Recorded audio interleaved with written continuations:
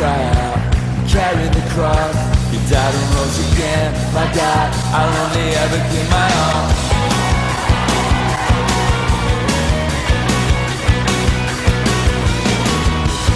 You sent son, heaven to earth, live us all, it's eternally.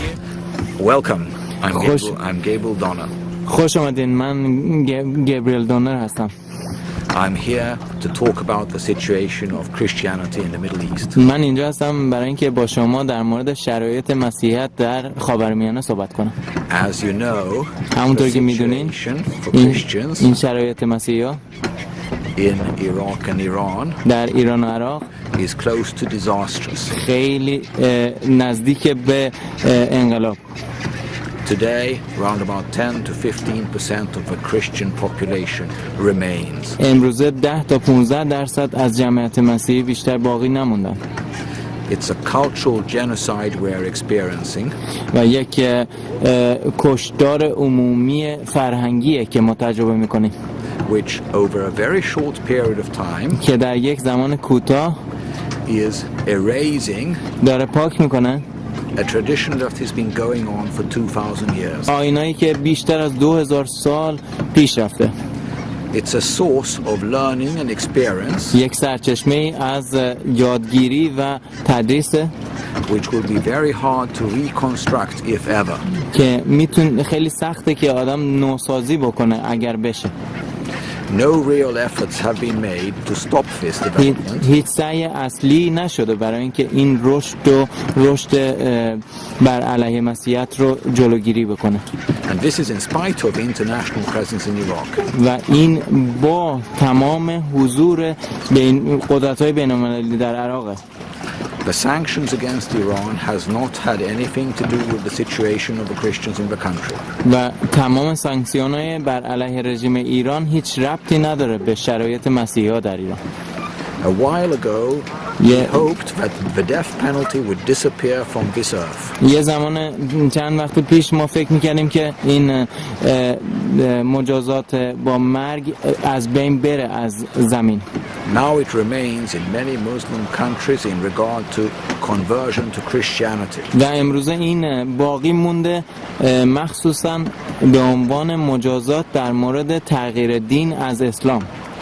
Now, when we look at this tradition, و وقتی که کامگین we must remember. باید یادمون باشه که We must remember that it goes back to the time ما باید یادمون باشه که به زمانی برمیگرده که of Jesus himself. که به زمان خود عیسی برمیگرده. We can note that there were Christians in Iran میتونیم توجه کنیم که مسیحیان در ایران already a few years after Jesus died on the cross. از زمان چند سال بعد از مصلوب شدن عیسی بر روی صلیب در ایران وجود داشتند. There were Christian societies, well-established Christian societies. جامعه‌های مسیحی افتتاح شده درست وجود داشتن اون زمان. Already long before Central and Northern Europe got to know Christianity. خیلی قبل از اینکه اروپای مرکزی و اروپای شمالی در مورد عیسی بدونن یا بشناسن. It is also in the East همچنین در شرق هست that the foundations and outline of Christianity که اساس و خطای پیرو مسیحیت were finally formed. در آخر به وجود اومدن. One of the basic concepts of Christianity, یکی از اساسهای اصلی مسیحیت the Holy Trinity, این تثلیث مقدسه. would not even exist without the Eastern communities. اصلا نمیتونست وجود داشته باشه اگر برای جامعه‌های شرقی نبود. Since the Western people به خاطر اینکه مردم غربی اون زمان did not share this belief. این ایمان رو شریک نبودن. They finally did, of course, do so. اونا در آخر این رو یافتن البته. But it is the bishops of the East who formulated the arguments and presented the solution. ولی این اسقف‌های شرق بودن که این بحث رو جلو کشیندن و راه حل رو نشون دادن.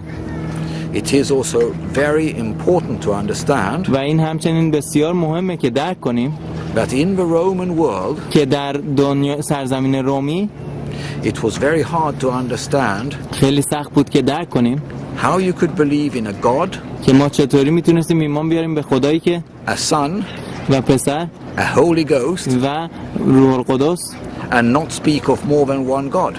و همزمان بیش از یک خدا در موردش صحبت نکنیم. But as with life, ولی همزمان همونطوری که با زندگی هست our soul is like a piece of dice. جان ما مثل یه دونه تیکه یه تیکه تاس میمونه. The dice has 6 sides, و یه تاس 6 تا جنبه داره but it's still only one dice. ولی هنوزم یه دونه تاسه. While the Holy Trinity is, of course, has 3 sides, ولی همزمان تثلیث البته 3 جنبه داره but it's still only one. ولی همزمان هنوزم یک تاست. Furthermore, و بعد the Eastern communities also جوامع شرقی همچنین introduced the Christianity مسیحیت رو معرفی کردن، that finally separated مسیحیتی که در آخر دیگه جدا ساخت the dynasty of Jesus این from Christianity itself. پادشاهی مسیح رو از خود مسیحیت جدا ساخت. So, we must again, going back to the time of Jesus himself, به خاطر همین باید دوباره بازگردیم به زمان خود عیسی realize that و درک کنیم که در اون زمان‌ها روزها the Christian community in Jerusalem جامعه مسیحی در اورشلیم was managed by Jesus' own brother, با برادر خود عیسی اداره میشد James, یعقوب، who also was the first bishop of Jerusalem. که همچنین اولین اسقف اورشلیم بود. Now he had a very particular position و او in the church, یک رتبه مخصوصی داشت در کلیسا، which after the rebellion against the Romans finally came to an end. که بعد از حملات و طغیان بر علیه رومیان به آخر به اتمام رسید. But this is also where Christianity has a problem, این همچنین جاییه که مسیحیت درش مشکل داره، because initially به خاطر اینکه در ابتدا Judaism and Christianity were one and the same. یهودیت و مسیحیت یکی بودن. And also, as Jesus himself said, و همچنین اونطوری که عیسی خودش گفت he was not there to leave Judaism. او در مسیحیت نبود که یهودیت رو ترک کنه، He was actually there to make Judaism simpler to the people. بلکه اونجا بود به خاطر اینکه یهودیت رو ساده تر کنه برای مردم. And also for him, و برای او نیز faith was not only a tribal matter, ایمان فقط یک مسئله قبیله‌ای نبود، it's a matter that concerns every person's soul. بلکه یک مسئله بودش که در مورد جان هر شخص بود. So, بدین the خاطر idea ایده این که of justice عدالت from God عدالت از خدا و پارسایی to give us a decent and respectable life on earth که به ما یک زندگی درست و مفید بر زمین داده بشه از طرف او is something that he wanted everybody to take part in. چیزی بود که او میخواست که هر کسی دست درش داشته باشه. And who would not disagree, or who would disagree with him و کی هم فکر او نخواهد بود when he says وقتی that که او میگوید when you should treat your neighbors in peace, that you should live with them as neighbors, که با همسایگانتون با خواهر برادرانتون با آرامش رفتار کنین و مثل دوستان و برادر خواهران باشون زندگی کنین and to respect each other, و به همدیگه احترام بذارین and of course to be respected as well in return. و البته در جواب نیز احترام ببینین. But he was also a member of a people ولی همچنین او جزوی بود از مردم که who suffered great repression که درد و رنج شدیدی کشید under Roman rule. تحت حکومت رومیان. Because the Romans were after all a military people چون رومیان در آخر مردم ارتشی بودن who by force had made themselves rulers of the world. که با خشونت خودشون رو حاکمین دنیا ساخته بودن. Now where were the loyalties of the Christians? پس اون صداقت و امانت مسیحا کجا رفته؟ Leave the Romans in peace, Jesus more or less said. عیسی کم و بیش گفت رومیان رو ترک کنین. And why did he say this? و چرا اینو گفت؟ Because he didn't want blood. به خاطر اینکه او خون نمیخواست. On the other hand, he also could see how people suffered. و همزمان او میدید که قومش یهودیان چقدر رنج میکشیدن. And the people he preached for و مردمی که او براشون موعظه میکرد were also the people همزمان مردمی بودن که who suffered under this rule. که تحت این حکومت رومی رنج میکشیدن.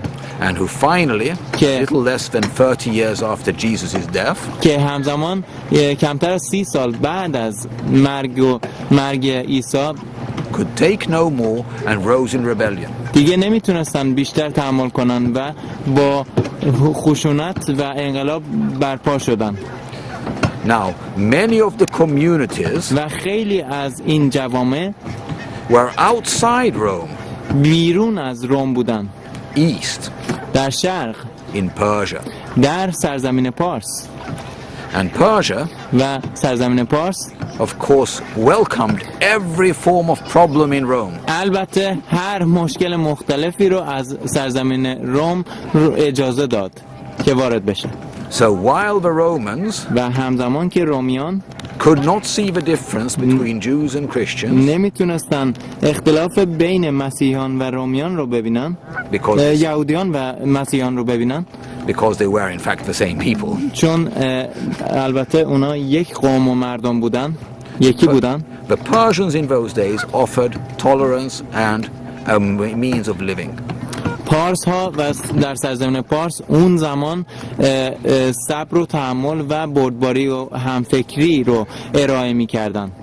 So while the bishops of Rome و همزمان با اینکه اسقف روم and the Roman Empire و سرزمین روم had to be careful with what they said, باید خیلی مواظب بودن که چی میگن.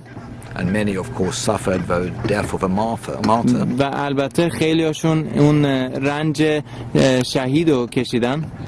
The bishops in the east were free to speak. اون اسقفای شرق آزاد بودن که در صحبت کنن. All of this changed of course a while later. همه اینها البته عوض شد یه زمان کوتاهی بعدش with the spreading of Islam. با پخش و پراکندگی اسلام.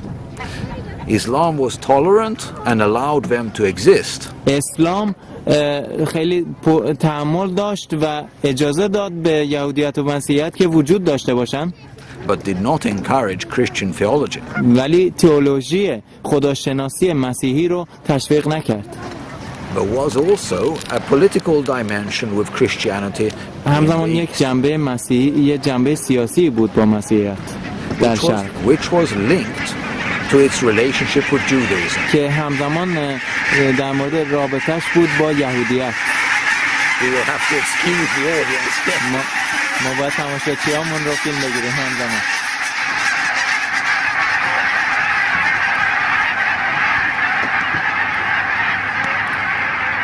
Now, the Christian communities of the East و این جوامع مسیحی شرق went hand in hand with the Jewish communities, با دست به دست جوامع یهودی قدم برمی داشتن، and therefore did never lose their connection with their origins. بدین خاطر اونا هرگز این رابطهشون رو با اساس اصلیشون از دست ندادن.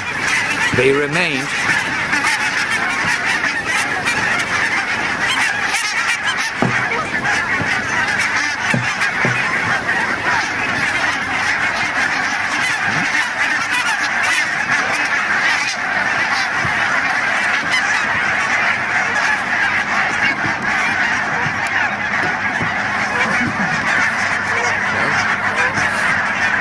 the Christian communities in the East remained جوامع مسیحی باقی موندن to their origins بر اساس همون اصلیتشون and remained also two branches of the same tree. و همچنین دو شاخه مختلف همون یک درخت باقی موندن. They were in the same cities, اونا توی همون شهر بودن in the same parts of the country. و توی همون قسمت‌های کشور They suffered the same persecution و همون تعقیب رو درد و رنج کشیدن and therefore also had the same experience. و بدین خاطر همون تجربه رو داشتن. Therefore, بدین خاطر they also shared the same views of the government. اونا همچنین همون دید و بینش رو داشتن به حکومت و یا دولت. In Persia, در سرزمین پارس Judaism, Christianity یهودیت و مسیحیت shared the fact این واقعیت رو شریک بودن that the last king of Persia, که آخرین پادشاه سرزمین پارس Yazdegerd III, یزدگرد سوم married his daughter دختر او رو باش ازدواج کرد to a prince of King David, با دختر پادشاه داوود ازدواج کرد. the so-called Nesiim. اون نامی که نامیده میشه نظیران، The Davidic dynasty. اون سلسله داویدیان. This connection و این ربط has of course special meaning not only for the Jewish populations of the East, البته یک رابطه مخصوصی داره نه فقط برای جامعه یهودی شرق but also for the Christian community. بلکه همچنین برای این جوامع مسیحی. The idea of the return of a Messiah و ایده بازگشت مسیح is therefore not identical with that of the West. بدین خاطر این هموزن نیست با شرق، با غرب. And in the views و در بینش اونا of the rulers of those days, با حاکمان اون زمان they posed a potential threat اونا یک تهدید مورد امکانی رو داشتن to the new regime. بر علیه اون رژیم جدید.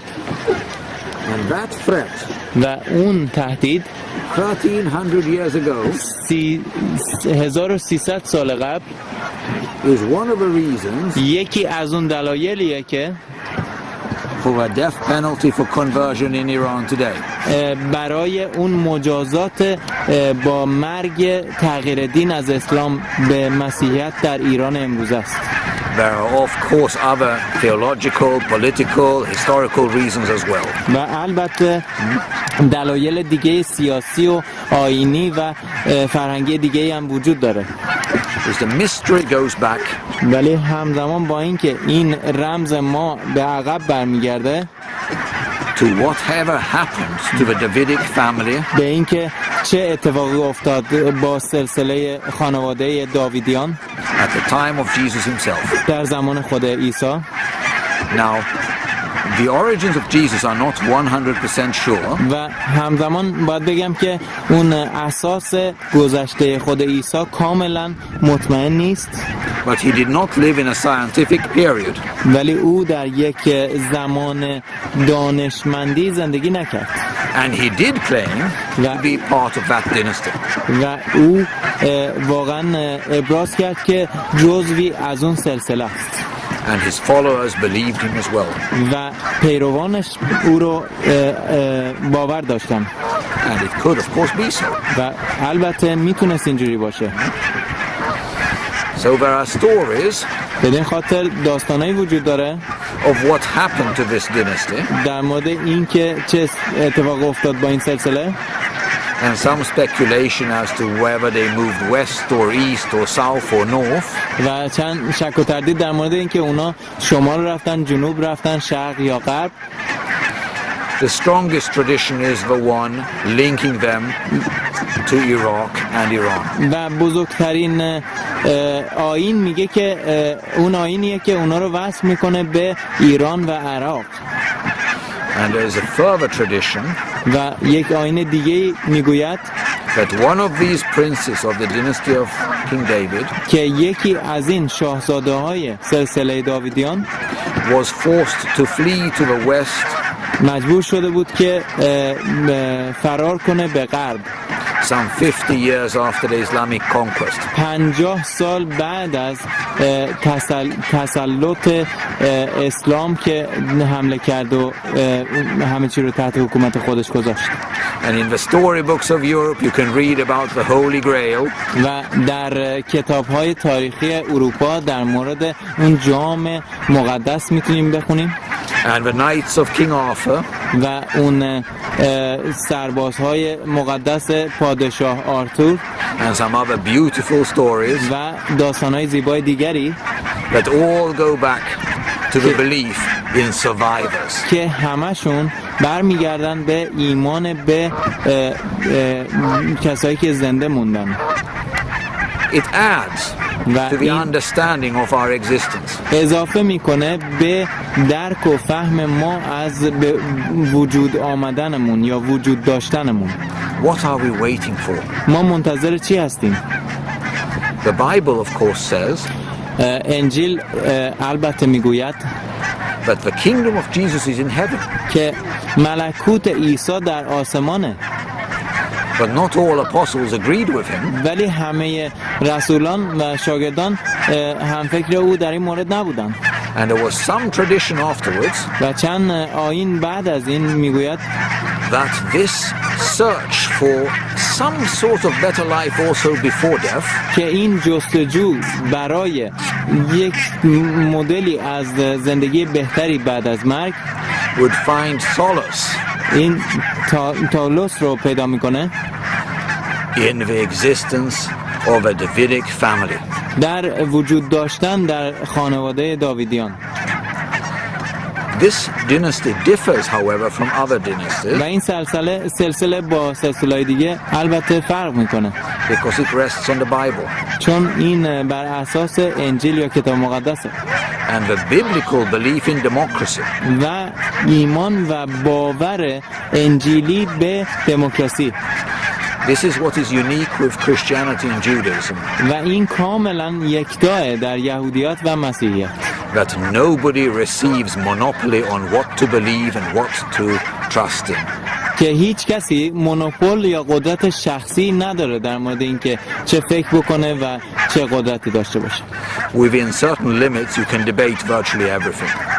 در انتهای مختلف و مرزهای مختلف میتونی آدم هر چیزی رو به مورد بحث قرار بده در دموکراسی.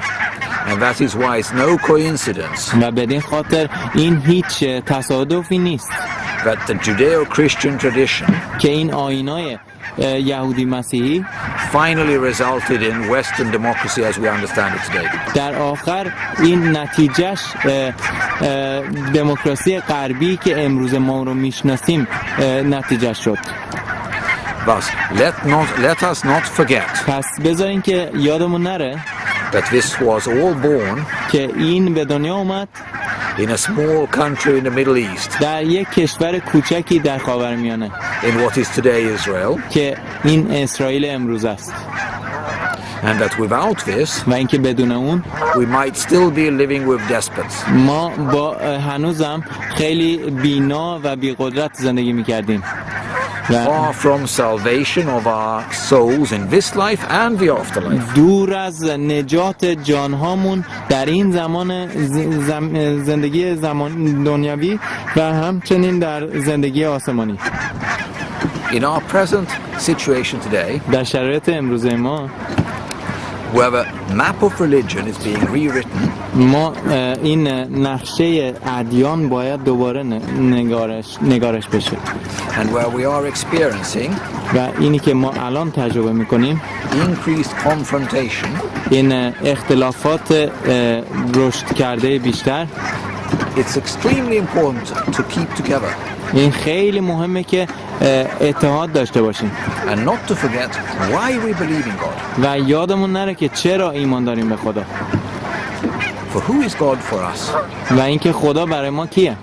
He's not only the person او فقط یک شخص نیست who brings us together که ما رو با هم دیگه جمع میکنه in religious sermons, در موضوعهای مذهبی singing his praise, و او رو ستایش میکنیم or celebrating various Christian and Jewish holy days. و یا روزهای مقدس یهودی یا مسیحی رو جشن میگیریم.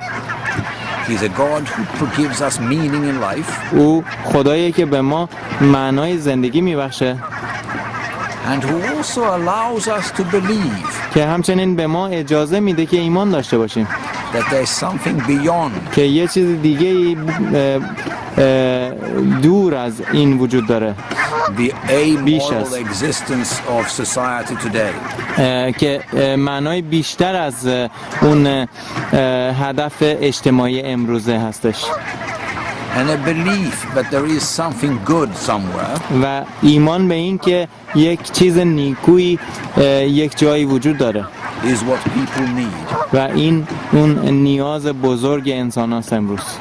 And there can be never any good in the hands of somebody holding a sword. و این هرگز به هدف نمیرسه در دست شخصی با یک شمشیر. There is nothing good in the hands of an executioner. و هیچ چیز خوبی در دستان دار زننده یا به دار آویختن محکوم میکنه نیستش. Good is simply in stretching out your hand and helping other people. و این فقط نیکویی به سادگی اینه که دستاتون رو دراز کنین و به دیگران کمک کنین. For Europe, و برای اروپا there is very much reason today. خیلی دلایل مختلفی امروزه وجود داره. With our history over the past 100 years. برای تاریخچه ما در این چند سده مختلفی که وجود داشته to recognize the unity که این اتحاد رو بشناسیم that exists in the Old and New Testament. و اعلام کنیم که هم در عهد عتیق هم در عهد جدید وجود داشته. Our common hope و این امید مشترک ما to improve the lives of people که زندگی مردم رو بهتر سازه. Not only in heaven but also on earth. نه فقط در آسمان بلکه همچنین بر زمین. The whole notion و تمام این عبارت of bringing all different groups and beliefs within Christianity. این عبارت این که تمام ایمانها و گفته‌ها و فلسفه‌های مختلف مسیحی رو با هم متحد کنیم. To bring them together. اینه که اونا رو با هم دیگه متحد کنیم، جمع کنیم.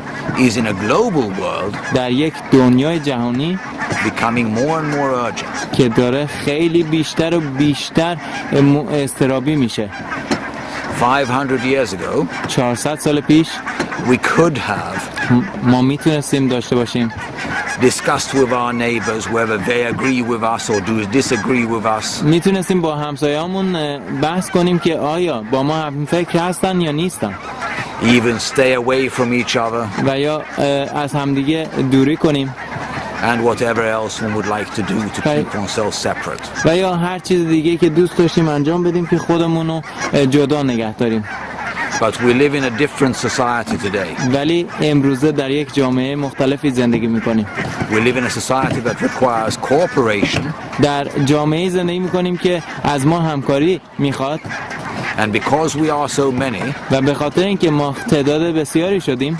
It is impossible in the long run. این خیلی غیر ممکنه در انتها. Not to respect each person's right. در دراز مدت که حقوق هر شخص رو بهش احترام نذاریم. To have his own relationship with God. و اینکه این شخص بتونه رابطه شخصی خودش رو با خدا داشته باشه. And of course with Jesus as well. و البته با خدا عیسی. This is of some urgency. و این با اضطراب امروزه وجود داره. Returning to the problem of the Christian communities in the Middle East. وقتی که برمیگردیم به مشکلات مسیحیان در خاورمیانه. This is the time to be united. این زمانیه که اتحاد داشته باشیم. Thank you very much. خیلی ممنون.